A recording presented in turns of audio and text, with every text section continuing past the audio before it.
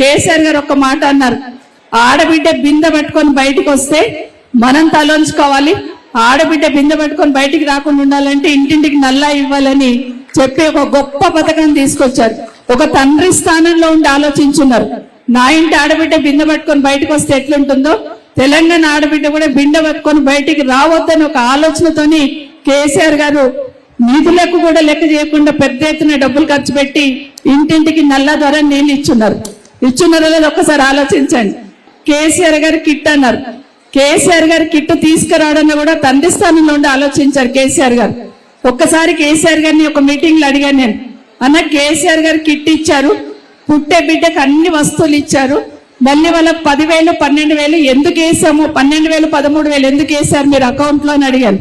ఒక్క మాట చెప్పారు కేసీఆర్ గారు, అమ్మ అందరు కూడా చాలా మంది పని చేసుకొని బ్రతుకుతూ కడుపు నింపుకుంటూ ఉంటారు, మరి బాలింత డెలివరీ అయిన తర్వాత నెల రోజులు కాగానే కలగక వాళ్ళు పనికి పోమ్మంటారు. ఇంట్లో పచ్చి బాలింత పనికి పోతే అటు బాలిన తల్లికి ఇబ్బంది, పిల్లకి ఇబ్బంది, 3 నెలలు ఇంట్లో ఉండాలంటే 10-12,000 వాళ్ళ అకౌంట్ లో ఉండాలని చెప్పారు.